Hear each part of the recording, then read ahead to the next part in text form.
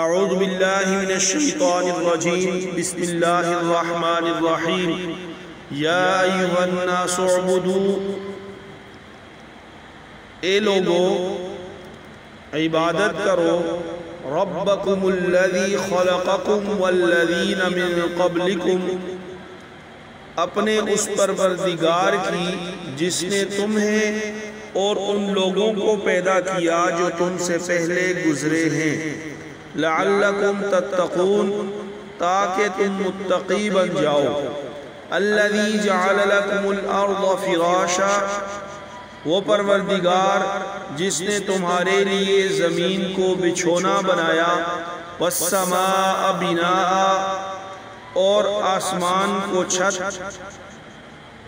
وانزل من السماء ماء، اور آسمان سے پانی برسایا، فاخرج به من الثمرات رزقا لکم، پھر اس کے ذریعے تمہارے رزق کے طور پر پھل نکالے، فلا تجعلوا للہ اندادا وانتم تعلمون، لہذا اللہ کے ساتھ شریک نہ ٹھہراؤ جبکہ تم یہ سب باتیں جانتے ہو۔ ان دو آیات مبارکہ میں اسلام کے بنیادی عقیدہ توحید کی دعوت دی گئی ہے، اور اس میں وہ باتیں جو اہل عرب مانتے تھے کہ ساری کائنات کو پیدا کرنا، زمین و آسمان کی تخلیق اور آسمان سے بارش کا برسانا اور اس سے پیداوار کا اگانا، یہ سب کام اللہ کے ہیں۔ اس عقیدے کے باوجود وہ ساتھ یہ بھی عقیدہ رکھتے تھے کہ اللہ تعالیٰ نے بہت سے کام بتوں کے سپرد کر رکھے ہیں، اور وہ بت اپنے اپنے کاموں میں براہ راست فیصلہ کرنے کی صلاحیت رکھتے ہیں، لہٰذا وہ ان بتوں کی عبادت اس لیے کرتے ہیں کہ وہ ان کی مدد کرے۔ اللہ تعالیٰ نے فرمایا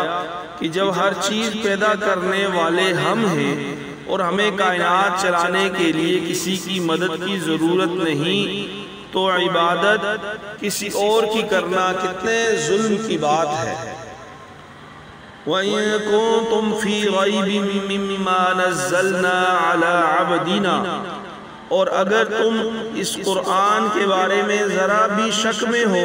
جو ہم نے اپنے بندے یعنی محمد صلی اللہ علیہ وسلم پر اتارا ہے، فَأْتُوا بِسُورَةٍ مِّن مِّثْلِهِ، تو اس جیسی کوئی ایک صورت ہی بنا لاؤ، وَادْعُوا شُهَدَاءَكُم مِّن دُونِ اللَّهِ إِن كُنتُمْ صَادِقِينَ، اگر تم سچے ہو تو اللہ کے سوا اپنے تمام مددگاروں کو بلا لو، فَإِن لَّمْ تَفْعَلُوا، پھر بھی اگر تم یہ کام نہ کر سکو، وَلَن تَفْعَلُوا، اور یقیناً کبھی نہیں کر سکو گے، فَاتَّقُوا النَّارَ الَّتِي وَقُودُهَا النَّاسُ وَالْحِجَارَةُ، تو ڈرو اس آگ سے جس کا ایندھن انسان اور پتھر ہوں گے،